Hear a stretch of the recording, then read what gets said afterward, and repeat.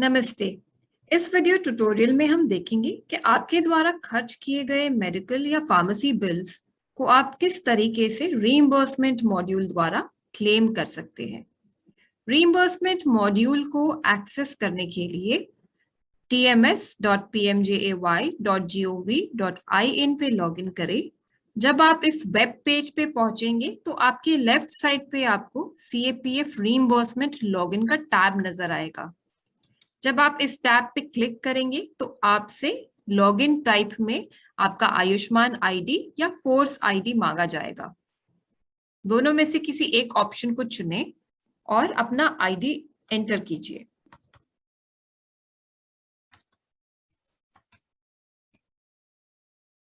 अपना force type select कीजिए और गेट ओटीपी पे क्लिक कीजिए। ऐसा करने से आपका रजिस्टर्ड मोबाइल नंबर जो है वहां पे एक ओटीपी भेजा जाएगा।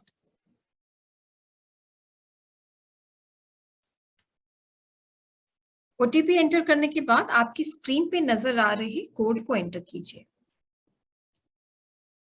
और लॉगिन बटन पे क्लिक कीजिए।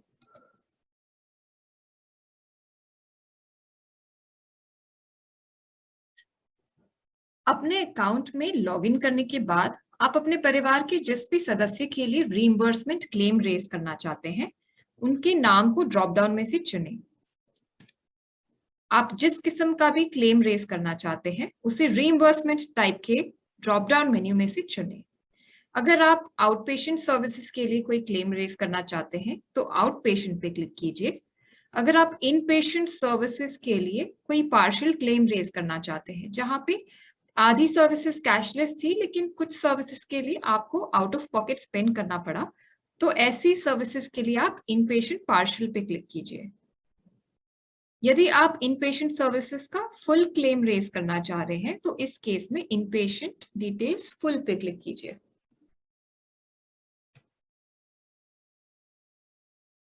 रीइंबर्समेंट टाइप सिलेक्ट करने के बाद जब आप रेज क्लेम पे क्लिक करेंगे तो आपकी स्क्रीन पे out patient form automatically load हो जाएगा। आउट पेशेंट फॉर्म में पेशेंट डिटेल्स और bank account details automatically populated होंगी। फॉर्म की बाकी सारी डिटेल्स को अपडेट कीजिए, जैसे कि हॉस्पिटल स्टेट,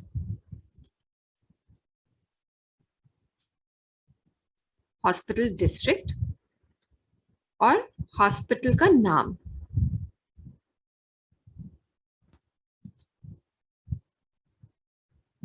अगर आप किसी इन्वेस्टिगेशन या डायग्नोस्टिक्स के लिए रीइंबर्समेंट क्लेम रेज करना चाहते हैं तो इस सेक्शन में उस पर्टिकुलर इन्वेस्टिगेशन या डायग्नोस्टिक को सिलेक्ट कीजिए।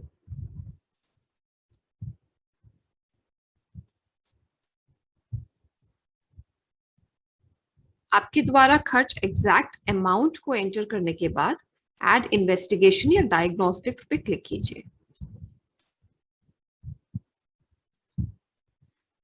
इसी तरह आप फार्मेसी की चार्जेस भी ऐड कर सकते हैं। मेडिसिन लिस्ट में से मेडिसिन का नाम चुनें,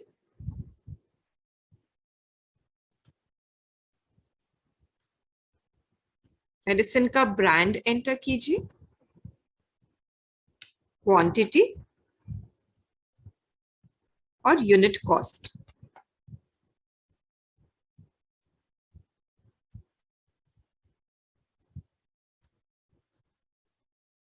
अगर मेडिसिन का नाम मेडिसिन लिस्ट में अवेलेबल नहीं है तो आप अदर्स एंटर करके मेडिसिन का नाम भी मेंशन कर सकते हैं।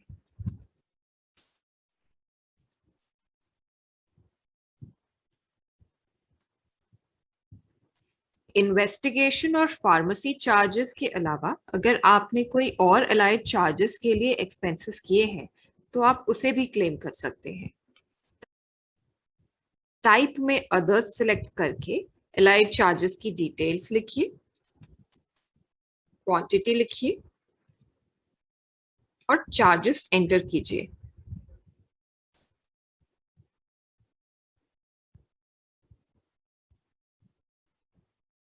डायग्नोस्टिक्स और फार्मेसी के बिल्स की डिटेल्स एंटर करने के बाद एडमिशन डिटेल्स में डेट ऑफ ओपीडी को सिलेक्ट कीजिए।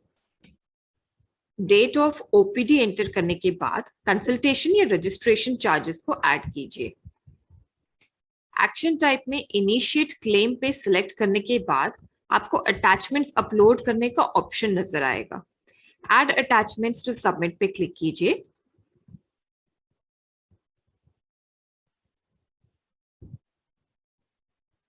और सभी मैंडेटरी अटैचमेंट्स को एक के बाद एक अपलोड कीजिए।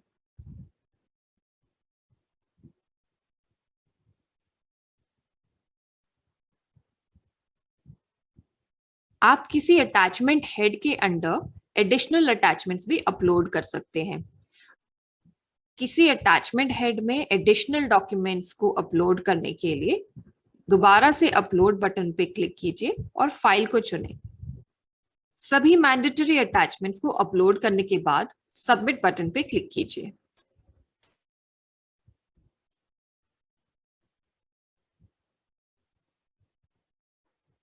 क्लेम को सबमिट करने के बाद आप किसी भी समय अगर क्लेम का स्टेटस चेक करना चाहते हैं तो ट्रैक क्लेम्स पे क्लिक कीजिए और आपके द्वारा सबमिटेड क्लेम्स की सभी डिटेल्स क्लेम स्टेटस में चेक कीजिए।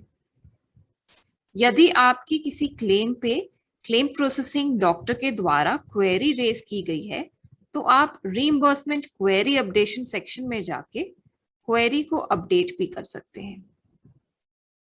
सीपीटी द्वारा रेज क्वेरी को अपडेट करने के लिए आपके क्लेम के बॉटम सेक्शन में जाके रिमार्क्स में जस्टिफिकेशन ऐड कीजिए। एक्शन टाइप में अपडेट सिलेक्ट करने के बाद ऐड अटैचमेंट्स टू सबमिट में जाके अटैचमेंट को अपलोड कीजिए। एडिशनल अटैचमेंट अपलोड करने के बाद सबमिट बटन पे क्लिक कीजिए।